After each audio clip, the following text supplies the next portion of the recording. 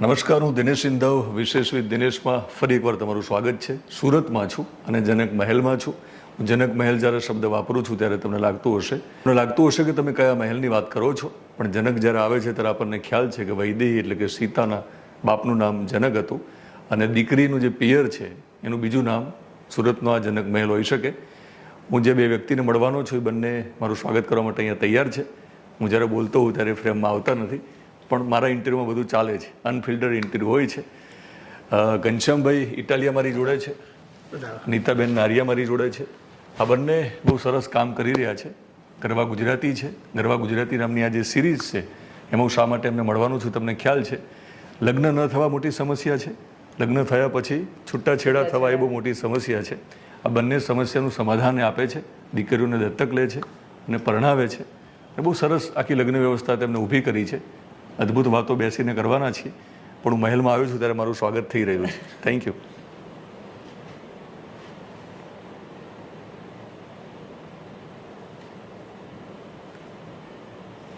Thank you. તો ઘનશ્યામભાઈ, આપણે કોઈ પણના ઘરે જઈએ તો બેસીને નિરાંતે વાત કરતા હોઈએ છીએ, પણ મોટાભાગે લોકો એકવાર એમનું ઘર તો બતાવે, ટૂર કરાવે. તો મહેલની ટૂર કરાવો.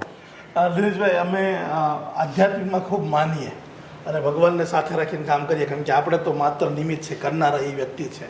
એટલે જ્યારે મહેલ બનાવવાની વાત થઈ ત્યારે પહેલાં આર્કિટેક્ટે કીધું કે ભાઈ મારે ભગવાનનું સ્થાન કયું, એટલે બહુ ડિસિઝન લેવાનું. એટલે આ મૂર્તિ તો અમે આપણી ઓફિસેથી ત્યારની બનાવેલી છે અને આ ભગવાનની મૂર્તિ, આ જે તમે શિવલિંગ જોઈ રહ્યા છો એ હું નર્મદા ઉત્પન્ન થાય ને, જ્યાં નર્મદા છે શરૂ થાય ત્યાંથી તિલકધારી શિવલિંગ લાવ્યા અને એથી થીમ હજી બનવાની થોડી બાકી રહી છે. એટલે કોઈ પણ મહેમાન આવે એટલે જળ અભિષેક કરે, અભિષેક કર્યા પછી દર્શન કર્યા પછી બધી કામની શરૂઆત થાય. એટલે કોઈ પણ મહેમાન આવે એન્ટ્રી કરે એટલે અભિષેક કરવાનો, ભગવાનના દર્શન કરી અને પછી આગળ વધવાની વાતો છે. તો આપણે આગળ વધીએ પહેલાં એક દર્શન આપણે પણ કરી લઈએ.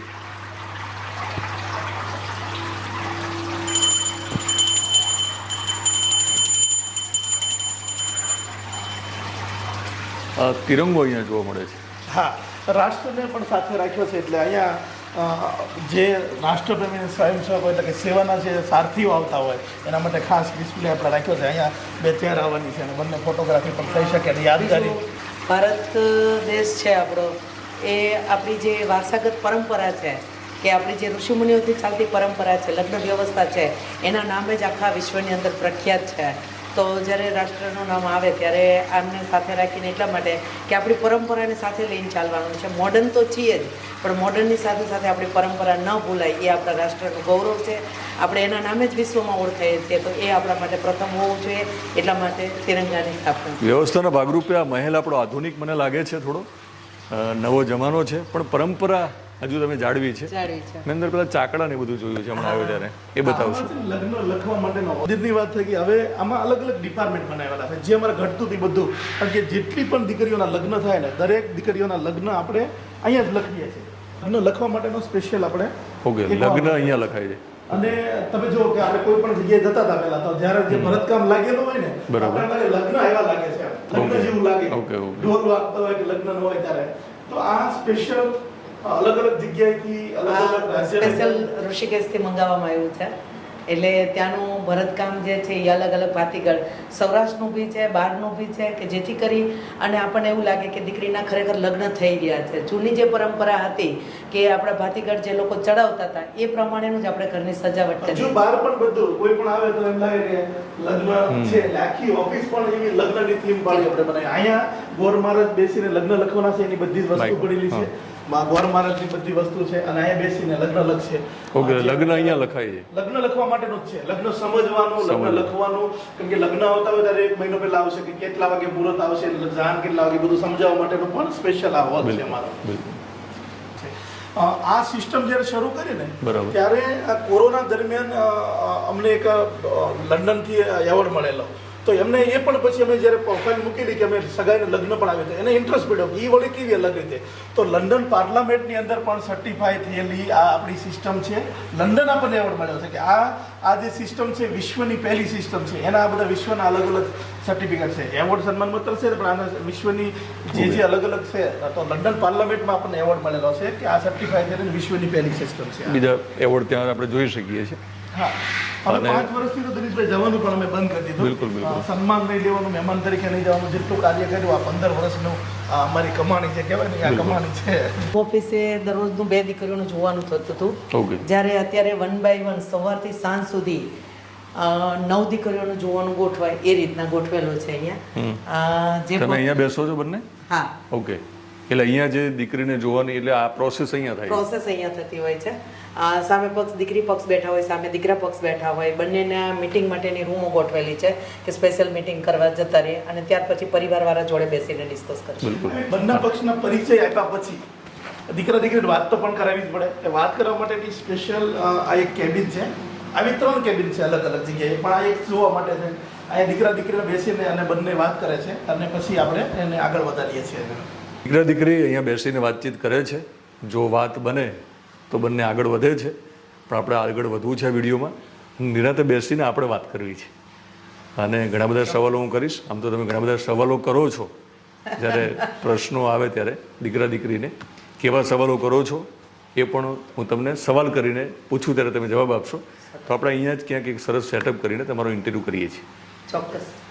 ગરવા ગુજરાતીમાં બે એક એવા ગુજરાતીને મળવું છે કે જેમનું કાર્યની વાતો સાંભળીને એમના કાર્ય વિશેની માહિતી મેળવીને તમને ગૌરવ થવાનું છે.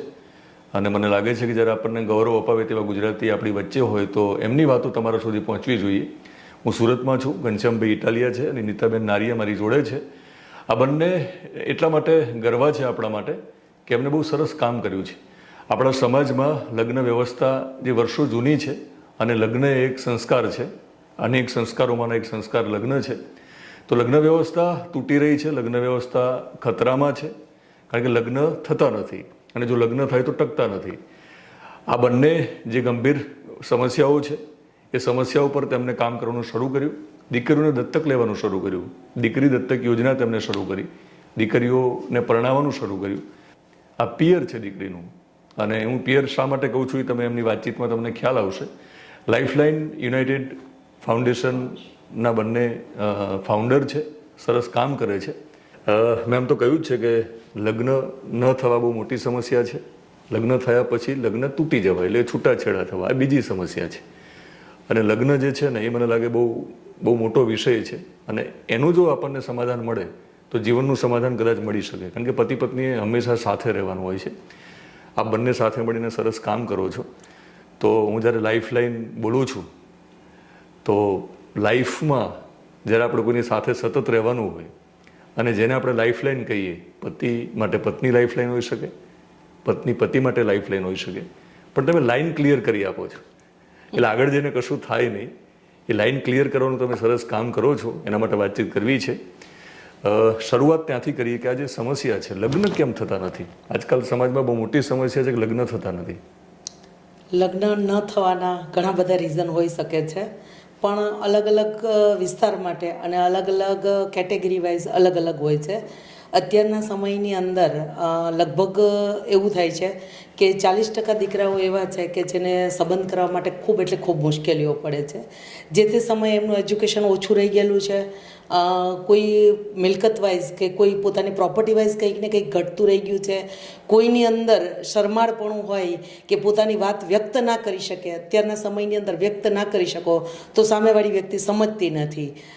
સેમ દીકરીઓનું એ રીતના થાય છે કે એક લેવલ જતું રહે છે કેટેગરી વાઇઝ કે બહુ હાઈ લેવલથી એ લોકો એજ્યુકેશન લઈ લીધેલું હોય અને masters, double masters, graduate masters થઈ ગયેલા હોય અને એની અંદર બી PhD કરી લીધું હોય અને પછી એના સમાજની અંદર જોવા જઈએ તો એ ટાઈપના પાત્ર ન એને સેટ થતા હોય, જેને લઈ અને એક ઉંમર નીકળી જતી હોય છે.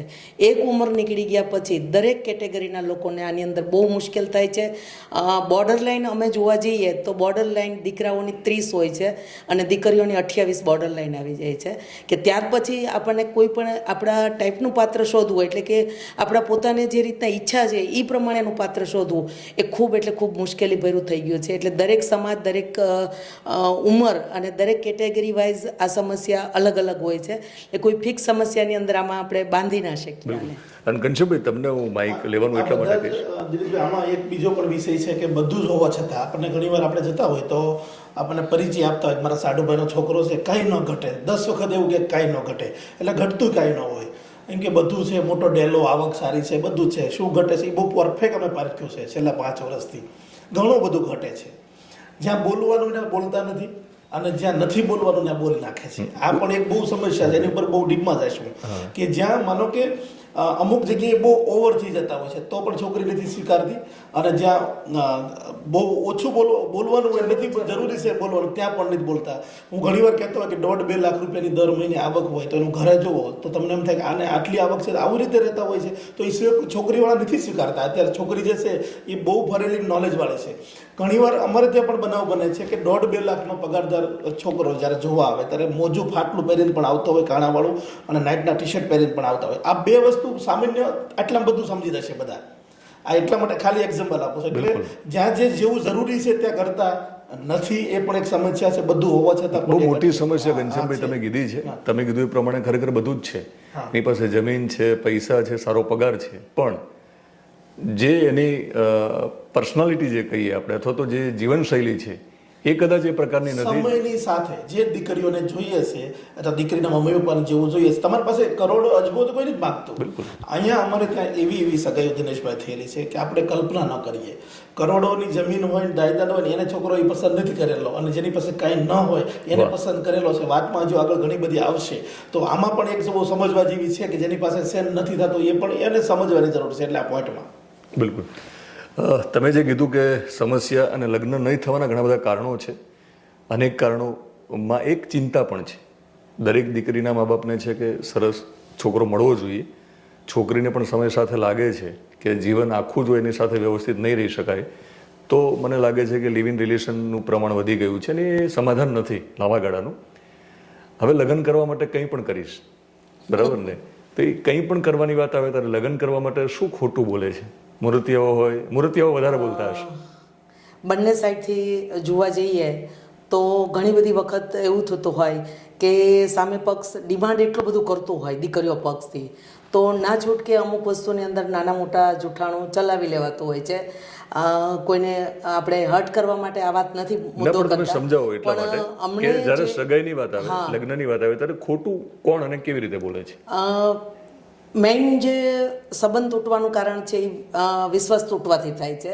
તો જે જૂઠાણું ચાલી રહ્યું છે, કોઈ મિલકત બાબતથી, કોઈ ડિગ્રી બાબતથી, કોઈ સેલેરી બાબતથી, કોઈ એમની પોતાની જે કંઈ છે એ ઇન્કમ 25,000 હોય અને બાયોડેટામાં ભૂલથી 35,000 લખાઈ ગયું હોય કે આવી રીતના. દીકરીઓ સેમ છે કે જે પોતાની ઉંમર છુપાવી હોય, અથવા તો એજ્યુકેશન છુપાવ્યું હોય, અથવા તો પોતાની કંઈ ને કંઈ બીમારી હોય, આ છુપાવ્યું હોય. આપણે કોઈ એક પક્ષને આપણે અહીંયાથી નથી એવું કહેતા કે કોઈ એક પક્ષ દ્વારા આ તૂટી રહ્યું છે, બંને પક્ષ દ્વારા આ તૂટી રહ્યું છે. કે કોઈ અમુક સામેવાળું દીકરો હોય કે દીકરી હોય, 1-5% બી અત્યારે જૂઠાણું નથી ચલાવતું. એ પહેલાંની દીકરીઓ હતી કે જેને 2 વ્યક્તિ ઉપર ડિપેન્ડેડ હતી, એક એના પતિ ઉપર અને એક એના પપ્પા ઉપર. તો સાસરે જાય એટલે એના પતિ ઉપર જ ડિપેન્ડેડ રહેવું પડતું હતું, એટલે નાનું મોટું હોય તો ચલાવી લેતા હતા. અત્યારે કોઈ ચલાવતું નથી. એટલે સામે પક્ષે કોઈ મિલકત બાબતથી, કોઈ ડિગ્રી બાબતથી, કોઈ સેલેરી બાબતથી, કોઈ ઉંમર બાબતથી છુપાવ્યું હોય તો એક વસ્તુ જે જૂઠાણું છુપાવે છે એને લઈ અને બીજી વસ્તુ પર વિશ્વાસ નથી બેસતો. એવી રીતના ઘણી બધી દીકરીઓ એવી છે કે પોતાના અંદર કોઈ બીમારી હોય અને સામે છુપાવ્યું હોય, પોતાને ખબર હોય પણ સામે એ રીતના છુપાવ્યું હોય. કોઈને માનસિક નોર્મલ નાની મોટી પ્રોબ્લેમ હોય અને સામેવાળાને જણાવી ના હોય કે ભાઈ આટલું આટલું આવી રીતના છે.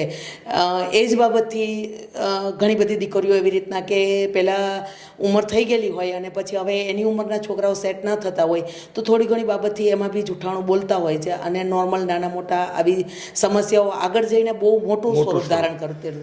પણ પેલો રોલો પાડે છે ને ઘણીવાર સગાઈ કરવા જવા માટે છોકરાવાળા, એ શું હોય છે? માઇક થોડું ઊંચું રાખજો.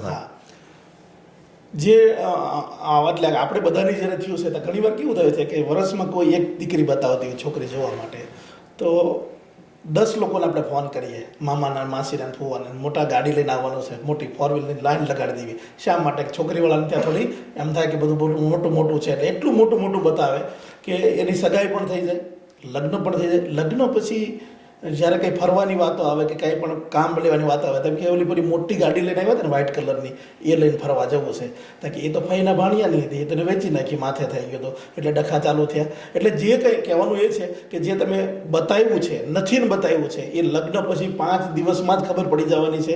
તો એ બતાવ્યા પછી જે ડખા થાય છે એની કરતાં નેચરલી લઈ અને કે ભાઈ આટલું જ છે ને આવું છે તો એમાં બહુ સારી વાત છે. એટલે મોટાભાગે આ થતું હોય છે ને એમાંથી પછી પાછળથી સમસ્યા ઊભી થતી હોય છે લગ્ન પછી. ઘનશ્યામભાઈ, લગ્ન ન થતા હોય ને તો મેરેજ, થોડું માઇક ઊંચું રાખજો, લગ્ન ન થતા હોય તો મેરેજ બ્યુરો છે આપણા ત્યાં, એ કરાવી પણ આપે. ઘણી એવી સાઇટ પણ છે ઓનલાઈન પ્લેટફોર્મ પર, એ કરાવી પણ આપે. પણ છૂટાછેડા એક બીજી સમસ્યા મેં કીધી છે, એનું સમાધાન એ લોકો પાસે નથી. તો આપણે તો એનો એક સવાલ મારે કરવાનો જ છે કે લાઈફલાઈન જે છે એ સંસ્થા શબ્દ વાપરીએ છીએ, પણ લોકોને મેરેજ બ્યુરો લાગે છે? અને જો લાગતું હોય તો તમારો જવાબ શું છે, મેરેજ બ્યુરો છે કે નથી?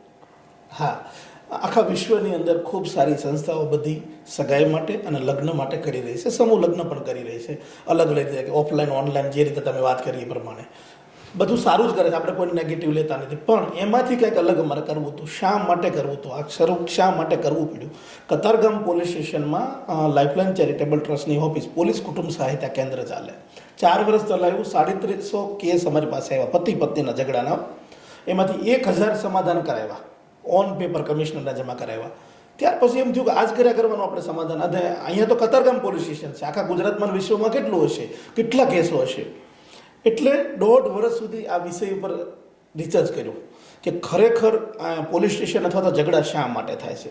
એમાંથી અમને જે કારણો ધ્યાનમાં આવ્યા, એક કે નાનું મોટું બંને પક્ષી ખોટું બોલીને સગાઈને લગ્ન કરી, બીજી એકબીજાનો સ્વભાવ ન મળવો, અને ત્રીજું મેડિકલની સમસ્યા કે મેડિકલ હોય કંઈ તકલીફ તો પણ છુપાવી અને લગ્ન કરી નાખે. લગ્ન પછી ખબર પડે ચાલો આ દવા ચાલે છે, એટલે કાં ખર્ચ કરવાનો અને કાં છૂટું થવાનું. મોટા ભાગે હવે તો બધા ખર્ચ નથી કરતા, છૂટોનો નિર્ણય લેતા. અને ચોથું વ્યસન, ખૂબ મોટું મહત્વનું, એ ખાલી દીકરો ને દીકરી પણ હોય છે બંને જગ્યાએ.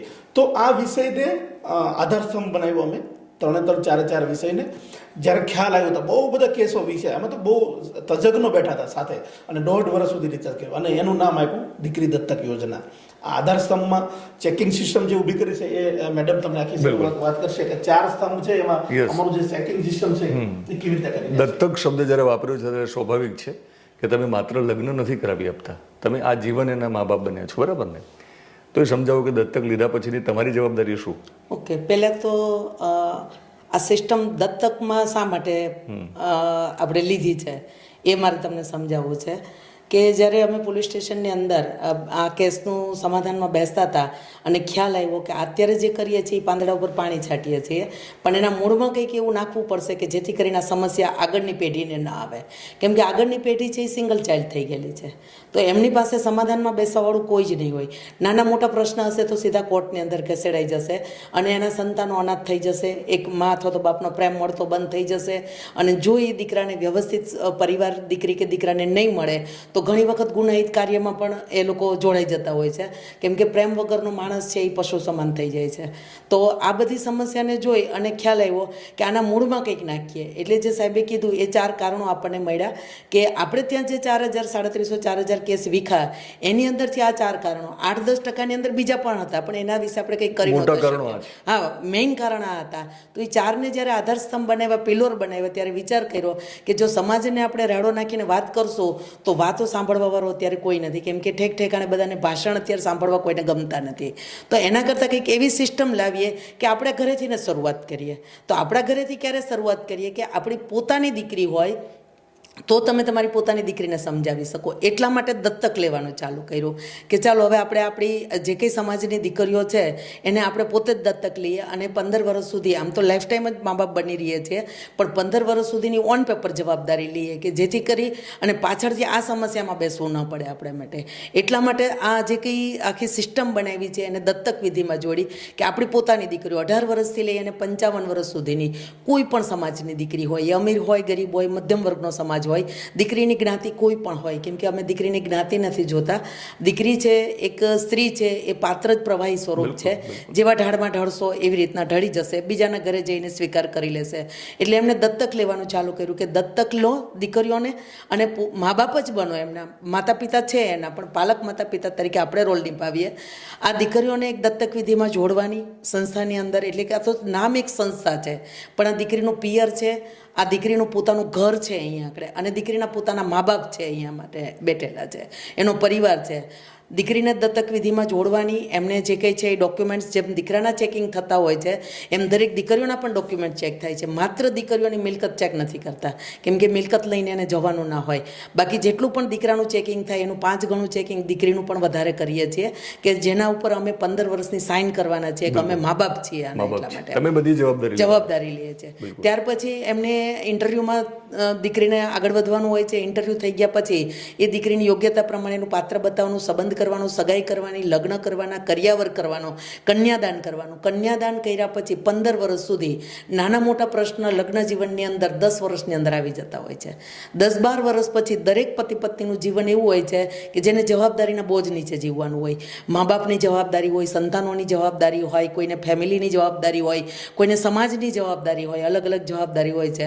એટલે ત્યાર પછી બધા પોતપોતાની રીતે ગોઠવાઈ ગયેલા હોય છે. પણ 15 વર્ષ સુધી હકીકતની અંદર આ દીકરા દીકરીઓને મા બાપની જરૂર પડે છે, કે નાના મોટા પ્રશ્ન આવે તો સમસ્યાને સોલ્વ કરવા માટે આપણે હોય તો એને કદાચ આપણને 9 દેખાતો હોય, એમને 6 દેખાતો હોય, તો આપણે એને સમાજનો નજરિયો બતાવી શકીએ કે બેટા આમ ના હોય, આમ હોઈ શકે.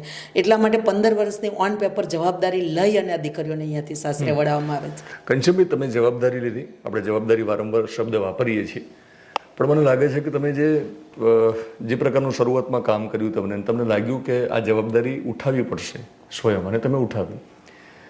તમે થીગડા નથી મારતા. ઘણીવાર શું થાય કે થીગડા મારવા ને બહુ સરળ છે. ફોર એક્ઝામ્પલ, કોઈને ઠંડી લાગતી હોય ને ધાબળો ઓઢાડવો, કોઈ ભૂખ્યું હોય ને એને ખવડાવવું, એ આઈ થિંક મને લાગે ટેમ્પરરી થીગડા છે. એ પુણ્યનું કામ છે, ભગવાન એની નોંધ લેતો હોય છે. પણ એવી વ્યવસ્થા ન કરીએ કે એને ફરીવાર ધાબળો ન ઉઠાડવો પડે, એવી આપણે વ્યવસ્થા ના કરી કે એને બહાર ઊંઘવું ના પડે, તો કદાચ તમે એને થીગડા ના મારે કે ભાઈ. તો થીગડા ના મારવા પડે એના માટે તમે જે સમાધાન લાવ્યા છો એ સમજવું છે કે શરૂઆતની આખી પ્રક્રિયા સમજાવો કે તમારા ત્યાં આવે કોઈ તો દીકરીને, જે દીકરા પાસે તમારે પરણાવીને મોકલવાની છે, તો આખી શું સિસ્ટમ કામ કરે છે? આખા વિશ્વની અંદર કોઈ પણ જગ્યાએ ગુજરાતી રહેતા હોય, એ છોકરો હોય કે છોકરી હોય, દીકરો દીકરી હોય, આખા વિશ્વ માટે છે, મૂળ ગુજરાતી હોવા જોઈએ. ઓનલાઈન પ્રક્રિયા છે. અમારો નંબર જે છે એ ઓફિશિયલી નંબર એ જ આપણે સ્ક્રીનમાં બતાવશું. તે એ નંબર ઉપર બાયોડેટા કોઈ પણ દીકરા દીકરીને મોકલવાના છે, કોઈ પણ દેશમાં રહેતા હોય. જેવો બાયોડેટા આવે છે, રજીસ્ટ્રેશન થાય છે અને મેસેજ જાય છે.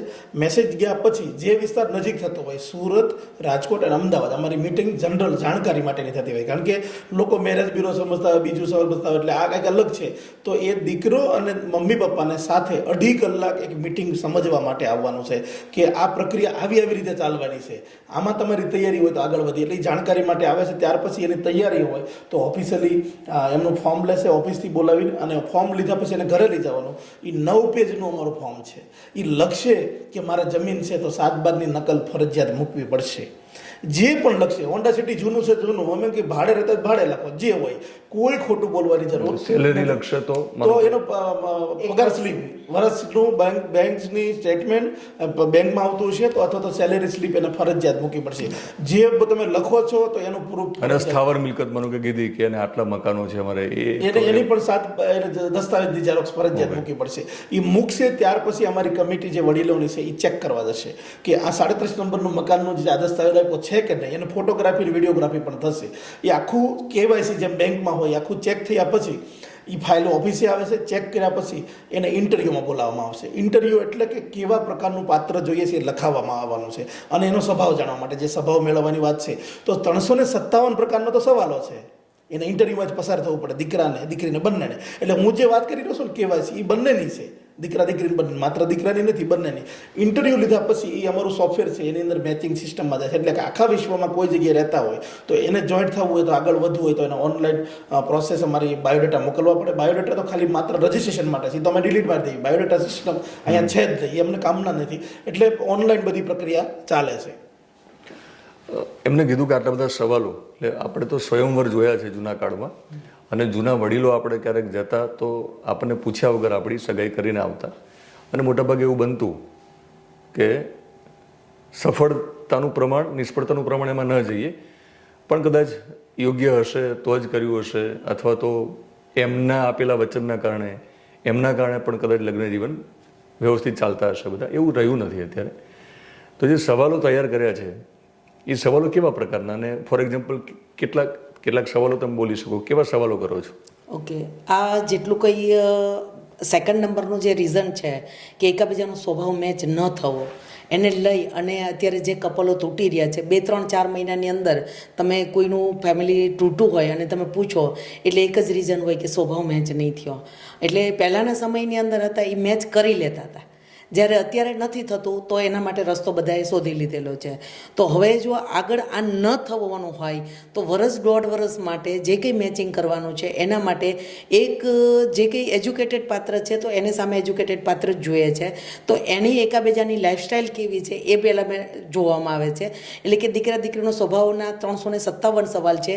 એ દીકરો શું ખાય છે, શું પીવે છે, ક્યાં જાય છે, કેવી જગ્યા પર ફરવા જાય, કેવા કેટલા મહેમાન આવે, મમ્મીનો સ્વભાવ, પપ્પાનો સ્વભાવ, કયા શાક ભાવે, કયા ફ્રૂટ ભાવે, કેવા ભગવાનને ભજે છે, કેટલો ધાર્મિક છે, કાંદા લસણ ખાય છે કે નથી ખાતો, સાંજે કેટલા વાગે સૂવે છે, સવારે કેટલા વાગે જાગે છે, એક્સરસાઇઝ કેટલી કરે છે, કેવા મૂવી જોવા જાય છે, અઠવાડિયાની અંદર એને કેટલું ફરવા જવું ગમે છે, બહાર જમવા જાય તો પંજાબી ભાવે છે, દેશી ભાવે છે, કઈ રીતનું ભાવે છે, એમનું ફ્રેન્ડ સર્કલ કેવું છે, એમનું બિઝનેસનું સર્કલ કેવું છે, એમને કેટલી માનવતા છે, લાગણી એની અંદર કેટલી છે કે જેથી કરીને કેટલો એ પોતે બીજાને હેલ્પફુલ થઈ શકે છે.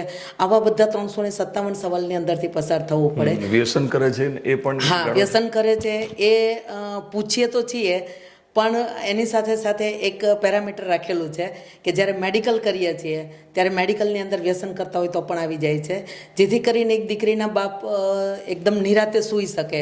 પૈસો, મિલકત આ બધું તો ઠીક છે કે હોય ને ના હોય એ 2 નંબરની વાત છે, પણ અત્યારે વ્યસનના નામે જે પરિવારો તૂટી રહ્યા છે, એક દીકરીના બાપ જ્યારે દીકરીને સાસરે વળાવે છે પછી લાચાર થઈ જતો હોય છે કે ભાઈ હવે એમને જેના હાથમાં દોરી સોંપી છે બધું એના હાથની અંદર છે, બાકી બધું સાઈડની વસ્તુ છે, મમ્મી પપ્પાનો સ્વભાવ છે, આ બધી વસ્તુ, પણ એ દીકરો મજબૂત કેટલો છે. તો વ્યસનના નામે જે અત્યારે ઠેર ઠેર આ ચાલી રહ્યું છે તો એના માટે આપણે એક પેરામીટર રાખેલું છે કે જ્યારે મેડિકલ કરાવીએ ત્યારે મેડિકલની અંદર 22 પ્રકારના મેડિકલ થાય છે. એની અંદર નોર્મલ નાના મોટા પ્રોબ્લેમ જે કંઈ હોય એ આવી જાય છે.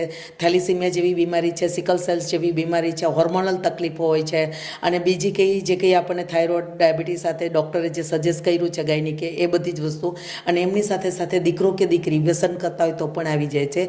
માત્ર એકલા દીકરાઓ માટે નથી, અત્યારે 20 થી 25% દીકરીઓ પણ વ્યસન કરતી થઈ ગયેલી છે. તો આ જે વ્યસન કરતી દીકરીઓ છે, જે સામેવાળો પરિવાર છે એ એમનો સંસ્કાર છે, એમનો વારસો છે, એ એમના હાથમાં જ સોંપવાનો છે. તો ઘણી વખત સારા પરિવાર છે, ધાર્મિક પરિવાર છે, જો એમની સાથે આવું પાત્ર સેટ થાય તો એમને ક્યારેય પરવડે નહીં. હા, દરેકનો સ્વભાવ પોતાની પ્રમાણે યોગ્ય જ છે, આપણે કોઈને નથી કહેતા કે એમનો સ્વભાવ ખરાબ છે, પણ જો એમના સ્વભાવનું પાત્ર સાથે એમના સ્વભાવવાળું જ પાત્ર સેટ થાય તો એમને જિંદગી જીવવાની મજા આવે. એટલે 357 સવાલની અંદર આ બધું જ નોર્મલ ઇન્ટરનલ કેવો છે અથવા તો ઇન્ટરનલ દીકરી કેવી છે કે જેથી કરી અને સામે એકાબીજાને મેચ કરી શકે. આ 300 ઘણીવાર આ વિષય ઉપર જ મારે આગળ વધવું છે, કારણ કે દર્શક મિત્રો આ જોવાના છે એટલે ખૂબ અલગ રીતે વિચારે ને એટલા માટે સ્પષ્ટતા કરવી છે. આખા વિશ્વની અંદર કોઈ એક સમાજ કે એક કોઈ ગુજરાત નથી, આખા વિશ્વમાં સગાઈ કરવા માટેની અત્યારે તકલીફ છે. અમે જ્યાં પણ હમણાં દુબઈમાં અમે સેમિનાર કર્યો, 350 દીકરા દીકરી દુબઈમાં આવ્યા, સગાઈની તકલીફ ત્યાં પણ છે, 350 આવ્યા. યુકેમાં અત્યારે રજીસ્ટ્રેશન ચાલુ છે, 500 રજીસ્ટ્રેશન તો અત્યારે થઈ ગયા. તો મારે જે દર્શક મિત્રોને વાત કરવી છે કે આ કોઈ ડિમાન્ડ નથી દીકરી માટેની કે તમે 7 બારની નકાલ આપો તે આ આપો તે, એટલે ઘણાને એવું થાય કે આવું બધું માગે છે, હજી વધારે ડિમાન્ડ કરે તો છે, અને આવા સવાલો કરે છે, તમારે શું ગમે એટલા વાગે હોય તો શું ફરક પડે. પણ આ દીકરા સુખી થાય, દુઃખી ન થાય એના માટેનું છે.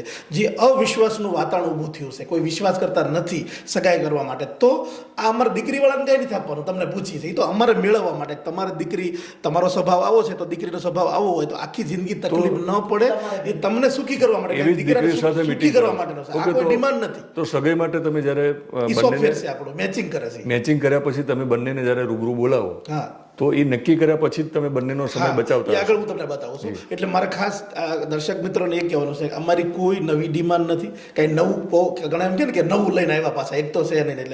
એટલે જે અવિશ્વાસનું વાતાવરણ ઊભું થયું છે ત્યાં ઓન પેપર આપણે બતાવી છે કે ભાઈ આટલું જ છે ને આવું જ છે, આમાં તમારી તૈયારી છે તો આપવાની, પછી સ્વભાવ મેળવવાની વાત છે, જે પાછળથી તકલીફ ન પડે. અને મેડિકલ બંને માટે ખૂબ જરૂરી છે, દુઃખી ન થાય. ગ્રહો મેળવતા હોઈએ છીએ આપણે લગ્ન પહેલા, પણ જે તમે મેડિકલ ચેકઅપની વાત કરી છે, થેલેસેમિયા બોલો તો લોકોને યાદ છે, પણ ઘણી બધી બાબતોમાં કદાચ આપણને ખબર જ નથી. થેલેસેમિયાનું પણ આપણે તો નથી કરાવતા, બરાબર ને? એ તો એ કરવું જોઈએ પણ નથી કરાવતા. બીજી કઈ કઈ મેડિકલ એટલે કયા કયા રોગો અને કેટલા પ્રકારના રોગો? 22 પ્રકારના રોગો, 22 પ્રકારના મેડિકલ થાય છે. લગભગ જે જનરલ બેઝિક જોઈએ ને એમાં કોઈ જ બાકી નથી. જે પેકેજ ધરાવતા હોય ને મેડિકલમાં કે આટલું જરૂરી છે જીવનમાં, બધું જ આવી જાય. આંખના નંબર પણ અમે ચેક કરીએ છીએ અને માનસિકતા જેટલું પણ આવતું એમાં બધું. કારણ કે હમણાં મને ખબર પડી કે એક જગ્યાએ એવું બન્યું કે એક દીકરીને જ્યારે પરણાવીને મોકલી સાસરે, તો ખબર પડી કે એના પતિને એડ્સ છે, હા, HIV છે. ખબર પડી કે એની પહેલાં જેની વાઈફ હતી એને પણ એડ્સ હતો, તો એ છુપાયું એમને. એટલે દુઃખી થઈ જાય ને પછી બંને પાત્ર દુઃખી થઈ જાય. તો HIV સુધીનું આપણે મેડિકલની અંદર પતિ પત્ની જ્યારે જોડાતા હોય ત્યારે મેઇન જરૂરી હોય છે કે એના બાળકોની અંદર વારસામાં ન આવે એવી બીમારીઓ ના હોવી પડે, કે બંનેના સેલ્સ જ્યારે ભેગા થાય ત્યારે એ સેલ્સની અંદર એના બાળકનો જન્મ થવાનો હોય છે. તો એવા જે છે એડ્સ બી આવી જાય છે, HIV જે કંઈ કે આપણે એ બી બધું આવી જાય છે, સિકલ સેલ્સની બીમારી આવી જાય, થેલેસેમિયાની બીમારી જેવી આંખના નંબરો આવી જાય, ગાયનિક અમુક પ્રોબ્લેમ હોય છે કે અત્યારે તમે જોવા જાઓ તો લગભગ 15 બાળકે એક બાળક ઓટિઝમ જન્મે છે બાળક. તો આ બાળક જન્મવા માટેના સેલ્સ બહુ મોટા ભાગ ભજવતા હોય છે. તો આ બધું ના થાય એટલા માટે જે ગાયનિકે આપણને સજેસ્ટ કર્યું છે કે મેડિકલ કરવું. આ તો બીજી બીમારી તો ઠીક છે કે તમને પોતાને છે ને ખ્યાલ આવે છે સામેવાળાને, પણ તમારો જે વારસો પેદા થવાનો છે એ વારસો આખી જિંદગી વ્યવસ્થિત નિરોગી રહી શકે એટલા માટે આટલા લગભગ એની અંદર 12 કે 13 પ્રકારના મેડિકલ એ આવે છે કે જે બંનેના સેલ્સ મેચ કરે છે બંને. તો આ લગ્ન માટે તમારો કોઈ સંપર્ક કરે, દીકરો અને દીકરી બંને, તો શું ખર્ચો થાય? હા, આખા વિશ્વમાં કોઈ પણ જ્ઞાતિની દીકરી હોય કે દીકરો હોય, એ સર્વ જ્ઞાતિ માટે એક તો સંસ્થા કામ કરી રહી છે. દીકરીને 1 પણ રૂપિયાનો ખર્ચ નથી. દીકરીની કંકુનું ડાબલી પણ આપણે વાપરતા નથી. એક ગણપતિ અને કુળદેવી લઈને જ આવવાનું છે એમને, બધી જ વ્યવસ્થા. એટલે કે એક દીકરીની પાછળ 5 લાખનો અમે ખર્ચ કરી રહ્યા છીએ. 1 લાખનો કરિયાવર, 1 લાખના બોન્ડ, 10,000 કુંવરબાઈનું મામેરું એક્સ્ટ્રા છે, 20 લાખનો મેડિકલ વીમો પેલો આપીએ છીએ અલગ. આંતરજ્ઞાતિ લગ્ન કરે તો 2.5 લાખ રૂપિયા મળવા પાત્ર છે સરકાર, જે એક જ્ઞાતિમાં સેટ થતું હોય. હવે રહી વાત દીકરાની, તો દીકરાવાળા જે ખર્ચ કરતા હોય, અત્યારે તમે જનરલ જોવા જાઓ તો 7-8 લાખ, 10 લાખ, 12 લાખનો ખર્ચો સામાન્ય માણસ પણ કરી નાખતો હોય છે. જે ખર્ચ કરતા હોય એનો 20% ખર્ચ સંસ્થામાં કરીએ. એ શા માટે થાય કે મોટા ભાગે સામાન અને વ્યવસ્થા બધી સંસ્થાની પોતાની છે. અને જે એજન્સીઓ આપણી સાથે કામ કરે છે એ લાઈફ ટાઈમ કામ કરે છે ને આપણે એની સાથે વર્ષોથી કામ કરી છે. એટલે 100 રૂપિયાની વસ્તુ 20 રૂપિયામાં દીકરાવાળાને મળે છે અને ખર્ચ એટલામાં થઈ જાય છે. એટલે બહુ લિમિટ છે. એટલે બહુ સારી રીતે એની સામે પાછો કરિયાવર, બોન્ડ, આંતરજ્ઞાતિના હોય લગ્ન, એટલે સામાન્ય ખર્ચમાં દીકરાને પણ થાય. એટલે ખર્ચ બચાવવા માટેનું પણ આ એક અભિયાન અમારું સાથે છે. એટલે જેમ કે વિડીયોગ્રાફી, ફોટોગ્રાફીનો જે મૂળ ચાર્જ હોય એનાથી ઓછામાં તમને એજન્સી મળે છે. 84 પ્રકારની એજન્સીઓ છે. આ 84 પ્રકારની જે એજન્સીઓ છે, દીકરીઓ પાસેથી 1 પણ રૂપિયાનો ખર્ચ લેવામાં આવતો નથી. એટલા માટે એ 100 રૂપિયાની વસ્તુ 20 રૂપિયામાં આપે છે. એક્ઝામ્પલ તરીકે 3.5 લાખ રૂપિયાનું ફાર્મ છે તો એ ફાર્મ આપણને 51,000 રૂપિયામાં મળે છે. એક આજે પ્રી વેડિંગ કરવા જાઓ તો 35,000 થી 40,000માં હાવ નોર્મલ પ્રી વેડિંગ થાય છે.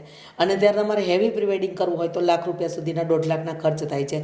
તો એ નોર્મલ ખર્ચે આપણને કરી આપે છે કે દીકરીઓ ફ્રીમાં પરણે છે. અમારા મોઢા જોઈને કે કોઈના બીજાના જોઈને નહીં, પણ દીકરીઓ પાસે 1 પણ ખર્ચો લેવામાં આવતો નથી. એનું છે કે 40-60ની અંદર દીકરીઓ આવતી હોય છે. 40% દીકરીઓ ખર્ચ કરી શકે એવી આવતી હોય છે, જ્યારે 60% દીકરીઓ એવી છે કે જે ભણવા ગણવામાં એના પપ્પા પાસે એટલો બધો પૈસો ના હોય છતાં પણ ભણી ગણી ગઈ હોય અને હવે લગ્ન કરવા માટે એટલા બધા ન હોય એની પાસે, અને એ દીકરીઓને અરમાન સાથે લગ્ન કરવા હોય બધા. એટલે આ દીકરીઓના અરમાન પૂરા થાય છે. આપણે હલ્દીથી લઈ અને એનું પ્રી વેડિંગથી લઈ, એમને ગીત ગાવાની ટીમથી લઈ અને આવી 84 એજન્સીઓ બોલાવીએ છીએ ત્યાં. એમાં વરરાજાની ગાડીનો શણગાર પણ આવી જાય છે, ઢોલી પણ આવી જાય છે. એટલે એક પણ રૂપિયો દીકરાવાળાએ કંઈ એના ઘરે નથી કરવાનું, દીકરીવાળાએ એના ઘરે કંઈ નથી કરવાનું. દીકરાવાળાએ માત્ર કુળદેવીને ગણપતિ લાવવાના છે, દીકરીવાળાએ કુળદેવીને ગણપતિ લાવવાના છે. બાકી આ જે કંઈ 84 એજન્સીઓ છે એ 100 રૂપિયાની વસ્તુ 20 રૂપિયામાં આપે છે આપણને. એટલે 5% ઓછા ખર્ચની અંદર આપણે દીકરાવાળાને પે કરી આપીએ છીએ અને એની સાથે દીકરીવાળાને જોડી દઈએ. બિલકુલ. આમ છતાં ઘનશ્યામભાઈ, ખર્ચો તો થતો હશે આ બધું જ કર્યા પછી. ડોનેશન તમે નથી લેતા એવું સાંભળ્યું છે? હા, 16 વર્ષથી સંસ્થા ચલાવીએ છીએ. આજ સુધીમાં એક પણ રૂપિયા ડોનેશન લીધું નથી અને જીવવી ત્યાં સુધી લેવાના નથી. જે કરિયાવરની વાત છે, બોન્ડની વાત છે, તો અમે અલગ અલગ બિઝનેસો અમારા જે ચાલે છે એમાં ફિક્સ કરેલા છે કે આમાંથી આટલું ને એમાંથી કરિયાવર લેવાનો અને એમાંથી જ બોન્ડ આપવાના. આજ સુધી દે. હવે રહી વાત બીજા ખર્ચની, જો દીકરાવાળા જે ખર્ચ ઘરે નથી કરવાનો એ ત્યાં કરે છે, એમાં અમે દીકરીવાળાને સાથે ફાર્મ ઉપર સેટ કરી દેવી. કેમેરો એક હોય, ઢોલ એક હોય, એટલે ડબલ ખર્ચા ન થાય, એટલે એમાં દીકરીવાળાને પણ સેટ કરી દે છે. એટલે એમાંથી ને એમાંથી બંનેનું સેટ થઈ જાય છે. કે તમારા જે પોતાના વ્યવસાય છે એની જે આવક છે એનો કેટલોક ભાગ તમે હા, જે આના માટે કાઢવાનો હોય. અમારી અલગ અલગ 6-7 બિઝનેસ અલગ અલગ છે. બરાબર. એમાંથી જે અમે નક્કી કરેલું છે, કારણ કે કોઈ જગ્યાએ અમે ડોનેશન લેતા પણ નથી ને આપતા પણ ડોનેશન લેતા નથી અને આપતા પણ નથી, કોઈ જગ્યાએ આપતા આપતા પણ નથી. એટલે જે જાતે ઉભું રહેવાનું, જાતે જ ખર્ચ કરવાનો. એટલે બધામાં દર વર્ષે ફિક્સ કરેલું. હમણાં પાંચમ ગઈ તો નક્કી કર્યું, તો છોકરાઓને પણ કહી દીધું કે આ વર્ષે આટલી દીકરીઓના લગ્ન કરવાના છે, આટલી માનસિક તૈયારી રાખજો. બધી જ અલગ રીતે જેટલું પણ છે એમાંથી નક્કી હોય કે આમાંથી આટલો ખર્ચ કરવાનો, આમાંથી આટલો ખર્ચ કરવાનો, એ ફિક્સ જ છે. હવે તો નવી કંપની બને કે નવું કંઈ પણ કામ કરીએ ને તો ભાગીદાર જ દીકરીને અને ગાયને બનાવી છે. રીતસરનો ડેટમાં લખેલું હોય કે આટલા ટકા ફિક્સ એમાં જ જશે. ગાયો માટે શું કરીએ? પણ હવે જે અમારી આઈટી કંપની છે એમાંથી એપ્લિકેશન છે, K2 એપ કરીને છે, જે લોની છે. 1.25 લાખ એડવોકેટ અને પોલીસ કર્મી યુઝ કરી રહ્યા છે. તો એમાં 12% તો મેં ગાયોનો ભાગ રાખ્યો છે. સ્પેશિયલ કંપનીમાં જ લખી નાખ્યું છે કે આ ગાય માતાનો ભાગ 12% બનાવ્યા. એટલે એને ચલાવે, બંધ કરે, એનું કામ છે. એટલે એને હવે નેક્સ્ટ અમારો પ્રોજેક્ટ જે ગાયો માટેનો છે એમાંથી થયું છે.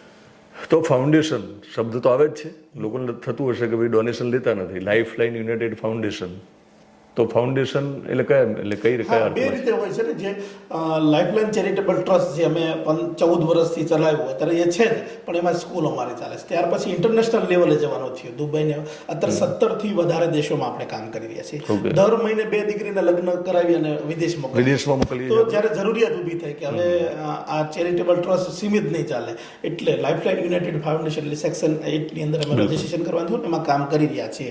અને આમાં કોઈ ડાઉટ લાગતો હોય ડોનેશનનો, તમારા ઓફિશિયલી નંબર છે 2-3, ગમે ત્યારે 24 કલાકમાં 1 રૂપિયાથી 1 કરોડનું કે 5 કરોડની ઓફર કરવાની, સામેથી એક જ જવાબ આવશે, સોરી, માફ કરજો, અમે તમને શું મદદ કરીએ, અમે ડોનેશન લેતા નથી. આવું પહેલેથી છે અને હજી આજીવન રાખવાના છીએ. વિદેશમાં દીકરી આપવાની વાત આવે ત્યારે એક બીજી સમસ્યા છે, કારણ કે ત્યાં ગયા પછી જે એક પ્રકારના કિસ્સાઓ આપણી સામે આવે છે, અને ખાસ તો આપણે ન્યૂઝપેપરમાં પણ જોયું છે કે ડીએસપી, ટૂંકમાં આઈપીએસ પણ જો છેતરાતા હોય પતિની, આપણે જોઈએ જ છે ને ઘણા બધા કિસ્સાઓ, એને ઓળખવામાં, અને છેલ્લે ખબર પડે કે આ તો ઠગ નીકળ્યો એમ.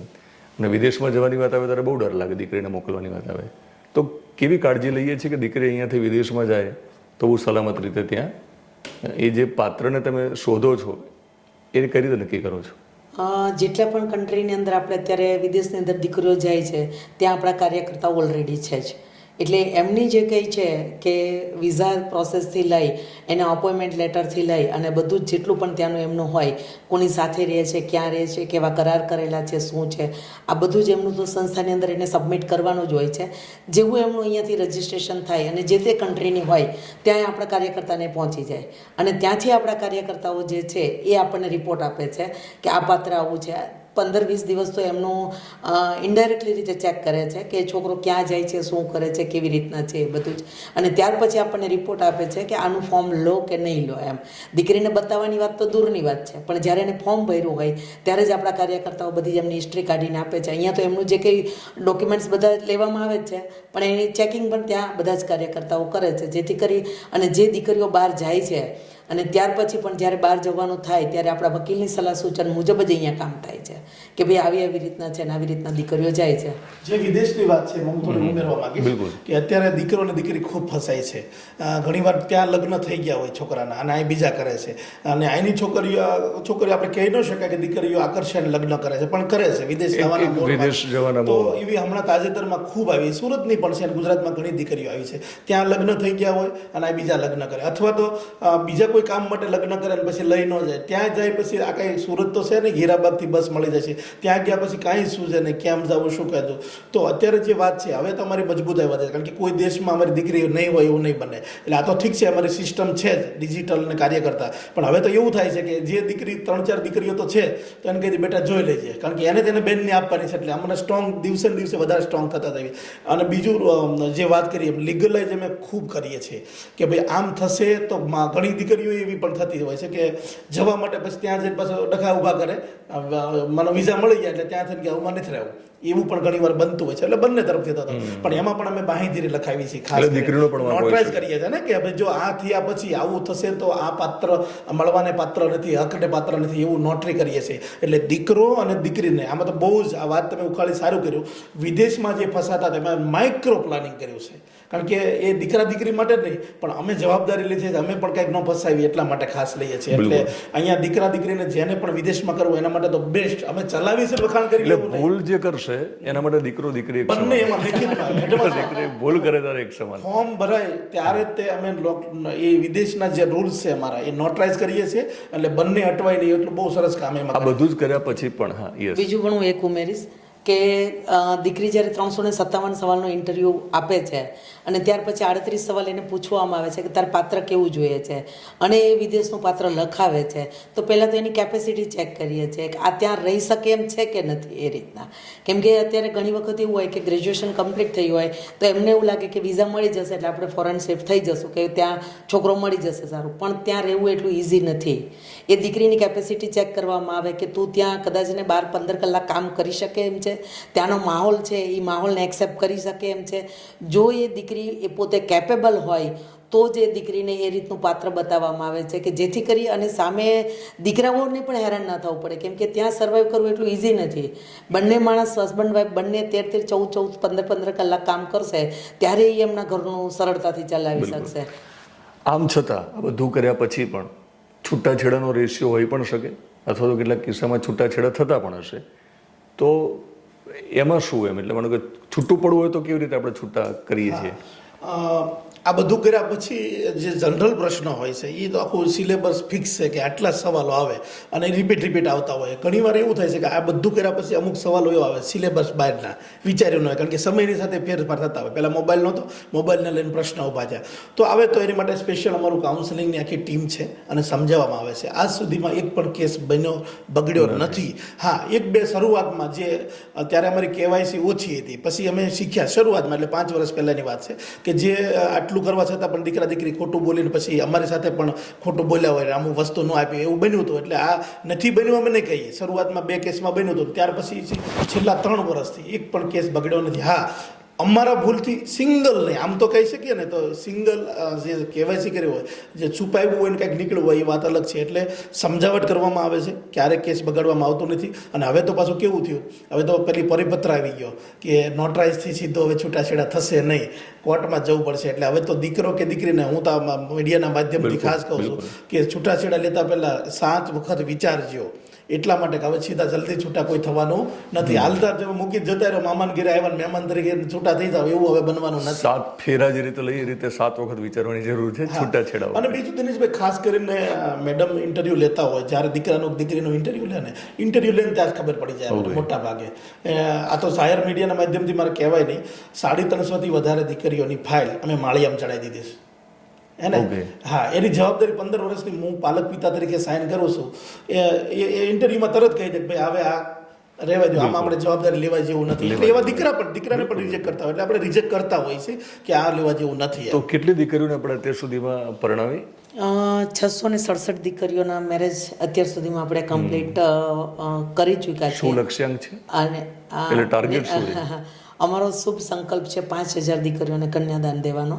2030 સુધીની અંદર 5000 દીકરીઓને કન્યાદાન દેવાના શુભ સંકલ્પ પાછળ 3 હેતુ છુપાયેલા છે. કે કોઈને સારું લગાડવા માટે આ વાત નથી કે આજે મોટી ફેકમ ફેક કરીને જતું રહેવાનું. 3 રીઝન છે. પહેલું રીઝન છે કે જે સમાજની અંદર છૂટાછેડા થઈ રહ્યા છે એને 5000 દીકરીઓને માધ્યમ થકી કંઈક સિસ્ટમ લાવવી છે કે જેથી કરીને સિસ્ટમથી આપોઆપ બદલી જાય.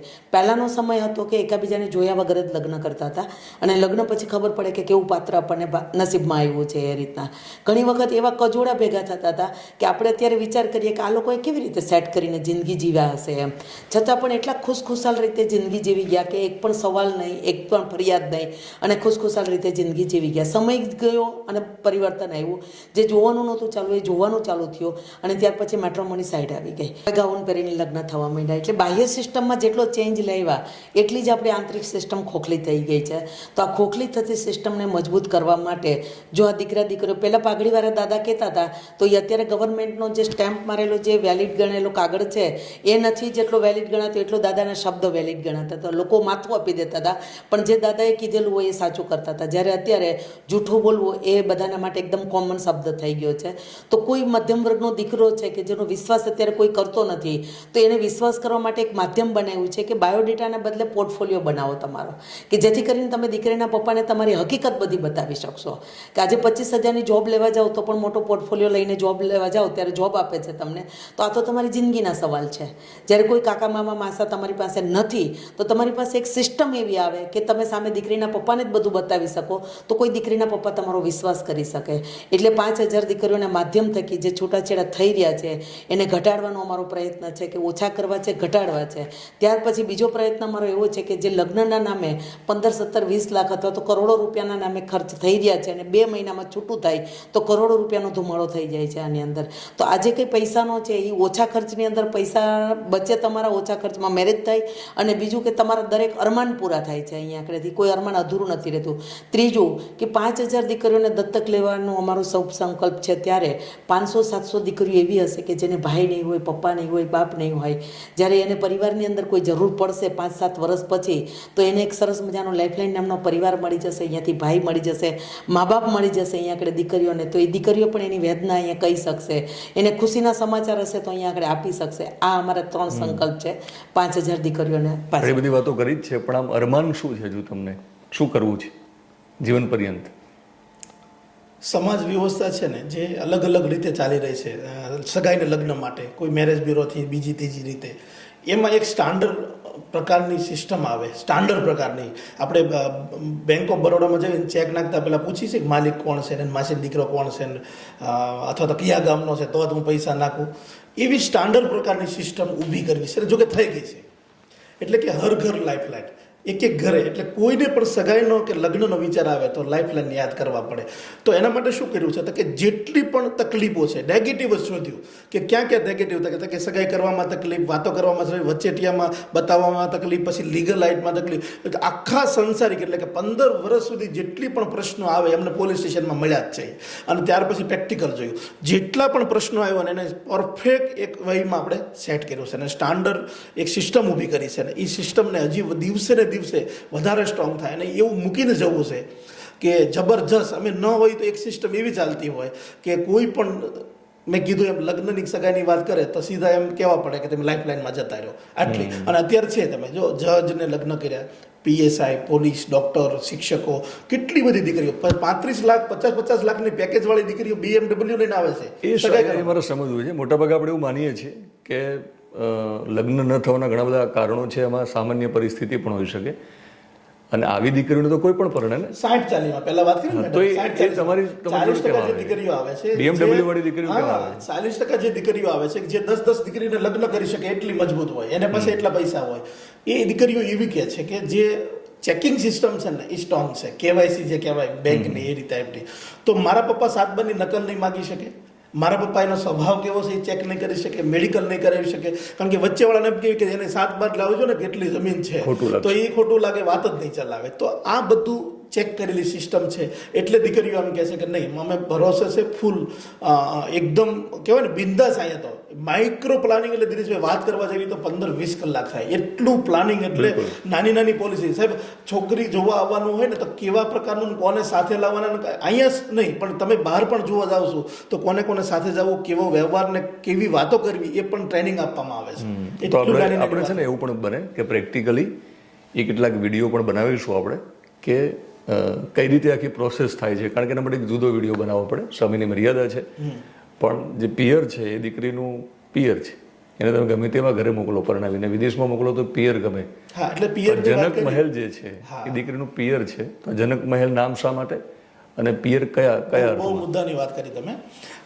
અત્યાર સુધી દીકરી દત્તક યોજના બધાએ બહુ સાંભળ્યું, અને જે સિસ્ટમ છે હવે તો બધાને જ ખબર પડે કે અહીં બિલકુલ ચાલે નહીં, બધું કોઈનું કોઈ નહીં. કારણ કે અમારો કમિટીનો સભ્ય હું પોતે હો અથવા તો કોઈ પણ છેવાડાનો માનવી નાનામાં નાના ઘરની દીકરો કે દીકરી હોય, એક જ સિસ્ટમમાં આવવાનું, એને તપાસ થાય જ તે, ચેકિંગ થાય જ તે, અને એને કોઈ લાગવગ બાગવગ નહીં, એક જ સિસ્ટમથી કામ થાય. એટલે હવે વાત આપણે કરીએ પિયરની. એટલે દીકરી દત્તક યોજના એટલે દત્તક લઈએ છીએ તો અમારું પિયર એટલે કે ઘરે પણ દીકરીઓ 15 અત્યારે મળવા આવે, અમારા ઘરે મળવા આવે. મુંબઈની નવસારીની દીકરીઓ તો એવી છે કે મને પપ્પાને ઘરે 2 વર્ષથી ગઈ અને 3 દિવસ અમારા ઘરે રોકાવા આવે છે. તો એમાંથી વિચાર આવ્યો કે પિયર તો હોવું જોઈએ. પિયર હોવું જોઈએ તો ઓફિસ જ બનાવી. હવે નવું કરીએ તો એનું નામ ઓફિસ તો ઠીક છે, વ્યવસ્થાના ભાગરૂપે કોઈને એડ્રેસ આપવું હોય તો દીકરીનું પિયર અને જનક મહેલ. હવે જનક મહેલ ઉપર આપણે આવી. જનક મહેલ શા માટે? તો જ્યારે પણ રાજા રજવાડામાં જ્યારે દીકરીઓના લગ્ન કરતા હતા, રાજાને જે દીકરો એટલે કે રાજાને સાથે જે પરણાવવાના હોય એનું ચેકિંગ કરતા હતા, કેટલો બળકો છે, કેટલા નોલેજવાળા છે. એટલે કે જ્યારે જનક રાજા અને સીતાજીની જે વાત આપણે આવીએ છીએ, જ્યારે કરવાનું ત્યારે ધનુષ્ય તોડવાની વાત આવી હતી. ધનુષ્ય તોડે ને ઉઠાવે, એની સાથે વરમાળા પહેરાવીને લગ્ન કરવા, સ્વયંવરની જે વાત છે. તો સેમ અહીંયા એ જ છે. કોઈ પણ દીકરાને સ્વયંવર એટલે કે લગ્ન કરવા હોય તો પહેલા ચેકિંગ સિસ્ટમમાંથી પસાર થવું પડે. એટલે એ ધનુષ્ય ઉઠાવ્યું એટલે જનક મહેલ છે, એટલે જનક મહેલ છે. બીજું તો કે તમારે ઇન્ટરવ્યુમાંથી પસાર થવું પડે, તો ધનુષ્ય થોડું વધારે તોડવાનું, અને ત્રીજું મેડિકલમાંથી થવાનું. એ પૂરું ધનુષ્ય એટલે કે અમારી ચેકિંગ સિસ્ટમ જે છે દીકરા દીકરીને બંનેને, તો એ ધનુષ્ય તોડે અને એ જ પ્રક્રિયા છે તારે સ્વયંવર એટલે કે લગ્ન થાય છે. એટલા માટે જનક મહેલ આપણે નામ રાખ્યું છે. અને મને બહુ ગમે. રાજા લગ્ન પણ હોય તો 2 વાર અમારા લગ્નમાં 2 વાર ગીત ગાય, રાજા જનક ઘેરે માંડવો રહેજો, 2 વખત અમારા કલાકારોને ખબર હોય. એટલે આ ગમતું વિષય છે. કહેવાય આધુનિક, પણ અમે એ પૌરાણિક જે રીતે હતું ને એ સિસ્ટમથી કામ કરી રહ્યા. બહારથી તમને આધુનિક લાગે પણ અંદરથી જે જૂની સિસ્ટમ હતી એ જ બધી કામ એ પ્રમાણે આપણે કરીએ છીએ. આમ તો ઘણા બધા સવાલો કર્યા છે, ઘણી બધી વાતો થઈ શકે, પણ કશું હજુ કેવું હોય છે મેં પૂછ્યું. જનક મહેલ વિશે એક નાનકડું ઉદાહરણ એટલા માટે આપવું છે કે સીતાજીનો જ્યારે સ્વયંવર થયો અને એને જ્યારે દીકરીઓ સાસરે વળતી જ્યારે જનક રાજાએ બી મોકલી, અને જનક મહેલ એટલા માટે રાખવું છે કે સીતાજીને જેટલી પણ તકલીફ પડી એટલી તો આપણા જીવનમાં કોઈ દિવસ પડવાની પણ નથી. તો આ જનક મહેલમાંથી જેટલી પણ દીકરીઓ વળે, અહીંયાથી જેટલી દીકરીઓને સાસરે મોકલીએ, એ એક જ શબ્દને યાદ રાખે કે મારું પિયર કોણ છે, તો કે જનક મહેલ મારું પિયર છે, લાઈફલાઈન મારું પિયર છે. તો નાની મોટી તકલીફો આવશે કોઈ પણ પ્રકારની, તો આ તકલીફને હું સહન કરી લઈશ અને આ તકલીફમાંથી જ જીવન જીવવાનો નવો માર્ગ શોધીશ. એટલા માટે આનું જનક મહેલ નામ રાખ્યું છે. અને એના સિવાય બીજું કોઈ નામ એવું હોય પણ ના શકે દીકરીના પિયરનું, એટલા માટે આ જનક મહેલ છે. બીજું અંતે દિનેશભાઈ મહત્વની વાત મારે કહેવી હતી કે અત્યારે મોટો પ્રશ્ન સગાઈ ન થવી તો છે જ, લગ્ન પછી છૂટાછેડા થવાનું છે. એના માટેનો અભિયાનના ભાગરૂપે આપણે ચલાવી રહ્યા છીએ. છૂટાછેડા થવા માટેના કોર્ટ કચેરી કેસ થાય, પૈસાની માંગ થાય. અત્યારે તમે સાંભળ્યું છે, હમણાં છેલ્લે એક બનાવું, નામ નહીં આપું સિટીનું, 1.25 કરોડ રૂપિયામાં છૂટું થયું.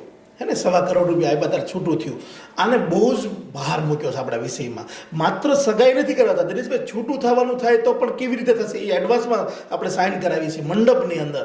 તો અહીંયા ન કરનાર આપણે ભગવાનને પ્રાર્થના કરીએ કે આટલી મહેનત કરીએ છીએ કોઈનું છૂટું ન થાય, પણ થશે તો કેવી રીતે થશે? તો કે જે પણ બંનેને આપેલી વસ્તુ છે બંનેને પૂરેપૂરી આપી દઈશું, એક પણ વસ્તુ રાખીશું નહીં, એવું લખાણ કરાવીએ છીએ. બીજું કે કોઈ પણ વ્યક્તિને પ્રશ્ન આવ્યો તો કરાવેલું છે લાઈફલાઈન, એને જ ખબર છે કેવી રીતે કરાવ્યું છે. તો લાઈફલાઈન જ કોર્ટ છે, લાઈફલાઈન જ પોલીસ સ્ટેશન છે. કોઈ પણ જગ્યાએ પોલીસ કેસ નહીં કરી શકે, કોર્ટમાં નહીં જઈ શકે, આવું આપણે નોટરીમાં લખાવીએ. અને ત્રીજું ખૂબ મહત્વનું લખાવીએ છીએ આપણે કે 1 પણ રૂપિયાની માંગ નહીં કરી શકે, અને એમના 1 પણ રૂપિયો લીધા વગર છૂટું કરી નાખવાનું જ્યારે જો એવું બનાવ બને તો. અને ચોથું, અને એથી વિશેષ પણ નાખ્યું છે કે તમે મફતમાં એટલે કે ઓછા ખર્ચ, 1 પણ રૂપિયાના ખર્ચ વગર લગ્ન તો કરી નાખો છો, પણ તમે લગ્ન પછી 5 દિવસમાં ભાગશો, મામાને ઘરે કેમ આવ્યા ઠેલો લઈને જતા રહેશો, તો એ નહીં ચાલે. તમારા પ્રશ્ન હશે તો સોલ્યુશન લાવશું, પણ જો જતા રહેશો ને છૂટું કરવાની વાતો કરશો તો કરેલો ખર્ચનો લગ્નનો ખર્ચ પણ આપવો પડશે તમારા દીકરીવાળાને. એટલે આવા પોઈન્ટો આ તો દર્શક મિત્રોને કહેવા માગું છું. માત્ર સગાઈને લગ્નને અમારી કોઈ ડિમાન્ડ નથી. માત્ર અવિશ્વાસનું વાતાવરણ કર્યું છે, એક સિસ્ટમમાં નાખ્યું છે કે વચેટિયાને વાત માનતા નથી, કોઈ આ ચાલતા નથી, ત્યારે એક સિસ્ટમમાં આપણે નાખી, આજે નહીં હોય કાલે કોઈ ન હોય તો પણ મસ્ત ચાલે. એટલે દીકરાવાળા પણ દુઃખી ન થાય, દીકરીવાળા દુઃખી ન થાય, ઓછા ખર્ચમાં લગ્ન થઈ જાય. અને તમે જો રેકોર્ડ બ્રેક દિનેશભાઈ સગાઈ થાય છે આખા વિશ્વમાં, ગમે સર્ચ કરો કે એક મહિનામાં 32 સગાઈઓ કોઈ જગ્યાએ થતી હોય. અમે દિવાળી પહેલા છેલ્લો મહિનો 32 સગાઈ એક મહિના કરી. દર મહિને ઓછામાં ઓછી 15 ને વધારે 25 સગાઈઓ નાની ઓફિસમાં કરતા હતા. હવે તો જનક મહેલ આવ્યો, આપણે વિઝિટ કરીશું જનક મહેલની વિઝિટ કરો તો હવે તો બહુ સ્પીડમાં જવાના છે એકદમ. અમારે કોઈ એવો ટાર્ગેટ નથી કે આટલું પ્રોડક્શન કાઢી નાખો એવું, પણ જે સંકલ્પ છે ભગવાને જે મોકલ્યા છે અમને કોઈ હાર્મ પણ નથી દીધા કે આ કરજો, પણ અમને ગમે છે, અમે નિમિત્ત બન્યા છીએ. અમારી કોઈ તાકાત જ નથી આ ચલાવી શકે. ઘણીવાર અમે પણ કલ્પના ન કરી આ કઈ શક્તિ કામ કરી રહી છે આટલું સરસ. આગલા દિવસે અમારા બિઝનેસના કામમાં ક્યાં વિદેશમાં હોય, બીજા દિવસે 4 જાનું આવવાની હોય તો 5 લોકો મસ્ત લગ્ન કરી નાખે. એટલે કોણ કામ કરે છે ખબર જ ન પડે, કોઈ આવીને કામ કરી જાય છે. એટલે અમે તો નિમિત્ત છીએ. કોઈ હું પણ નથી આજ સુધીમાં અમારું કોઈ જગ્યાએ નામ પણ લેવાનું નહીં, સન્માન પણ લેવાનું નહીં, સન્માન જોતું પણ નથી. પણ તમારા માધ્યમથી ખૂણામાં બેઠેલી દીકરી સુધીમાં આ મેસેજ જાય, દીકરા દીકરી સુધી, એ અમારો હેતુ છે. તમારી જે લાઈફ છે એ લાઈફ ખરા અર્થમાં તમે જીવો એ પ્રકારનો તમે પ્રયત્ન કરી રહ્યા છો. અને હું ભગવાનને પ્રાર્થના કરું કે તમારી જે લાઈફ લાઈન છે ને એ ખૂબ લાંબી હોય, તમારું બંનેનું આયુષ્ય ખૂબ લાંબુ હોય, તમે બંને સ્વાસ્થ્યની જો વાત કરીએ તો તમે બંને સ્વસ્થ રહો, એટલા માટે કે તમારે બહુ મોટું કામ કરવાનું છે. હા દિનેશભાઈ, હવે તમે સ્વસ્થની વાત કરી છે તો અમારી પ્રાર્થના છે, સ્પેશિયલ પ્રાર્થના છે અમારી. ધર્મની જ્ઞાતિની પોતાની પ્રાર્થના હોય છે, અમારી પ્રાર્થના છે, સવાર સાંજ પ્રાર્થના કરીએ અમે કે હે ભગવાન, અમે જે દીકરા દીકરીની જવાબદારી લઈએ છીએ એને અમે સુખી ન કરી શકીએ તો કાંઈ નહીં, પણ અમારાથી દુઃખી ન થાય એટલું ધ્યાન રાખજે. અને વડીલોને પણ કેવી રીતે તમે આશીર્વાદ આપજો. અને અંતમાં એક જ વાત હું કહીશ કે 5000 દીકરીઓને કન્યાદાન દીધા વગર અમે મરવાના પણ નથી. અને અમે સહેજ પણ કચાશ નથી રાખતા, એને રાખવા માગતા પણ નથી. અમે સોશિયલ લાઈફમાં હો પણ તો જેવું તેવું નહીં ચલાવીએ. તમે જો કરિયાવર લાઈફ ટાઈમ ગેરંટી વાળો, સહેજ પણ નહીં ચલાવો. લગ્ન પણ વીવીઆઈપી લગ્ન કરીશ, કોઈ દીકરીના કે દીકરાના અરમાન બાકી ન રહેવું પડે. ઘણા એમ કે તમે આમ ખર્ચા કરો, આમ પ્રી વેડિંગ કરો. હું દર્શક મિત્રોને ખાસ કહેવા માગું છું કે 100 પ્રકારની અલગ અલગ હોય. કોઈને જમવામાં મજા આવે, કોઈને ફોટોગ્રાફીમાં દીકરીને મજા આવતી હોય, કોઈને એટલે ટૂંકમાં શબ્દ વાપરીએ ને એ નથી હવે શક્ય. કરવું હોય તો નથી, અમારે કરવું હોય તો પણ શક્ય નથી, તો દીકરીએ જોવા જ નથી આવતી. એટલે આ ખાસ ધ્યાન રાખવું. પણ ભગવાન જોવે છે તમારા બંનેનું કામ, અને બહુ સરસ તમે ભવિષ્યમાં પણ સફળ રહો. મિત્રો, આ બંને જે કામ કરે છે તો આપણે કદાચ વારંવાર શબ્દ વાપર્યો, વારંવાર એવું પણ કહ્યું કે લગ્ન કરાવે છે, સગાઈ કરાવે છે, લગ્ન કરાવ્યા પછી છૂટાછેડા ના થાય એનું પણ ધ્યાન રાખે છે. પણ આ સમજીને આ બધી વાતો સાંભળીને આપણને ગમશે, પણ મને લાગે બહુ મોટું સમાધાન એ દેશનું કરી રહ્યા છે. આ સમાધાન એ છે કે આપણી લગ્ન વ્યવસ્થા જે તૂટી રહી છે એ લગ્ન વ્યવસ્થા નહીં તૂટે. અને લગ્ન વ્યવસ્થા જો નહીં તૂટે તો આ ભારતને વિશ્વગુરુ બનતા આપણને કોઈ અટકાવી નહીં શકે. અને આ ભારતને જો વિશ્વગુરુ બનવું હશે તો આવતીકાલનો જે નાગરિક છે એ તંદુરસ્ત હોવો જોઈએ. એ તંદુરસ્ત ત્યારે હશે જ્યારે આ પ્રકારની પરીક્ષામાંથી પાસ થયો હશે, લગ્ન પહેલાં મેડિકલ જે ચેકઅપ થયા હશે, એના કારણે આવનાર જે ભાવિ છે, ભારતનું જે ભાવિ છે, જે નાગરિક છે તંદુરસ્ત આવશે. તો મને લાગે છે કે ન ખબર પડતા બહુ મોટું કામ બંને કરી રહ્યા છે. ઘણા બધા એવોર્ડ આપીએ તો પણ ઓછા પડે, પણ આજે ઓછા સમયમાં ઘણી બધી વાતો કરવાનો પ્રયત્ન કર્યો છે. એમને જ્યાં પણ જરૂર લાગશે ત્યારે હું ફરીવાર આવીશ.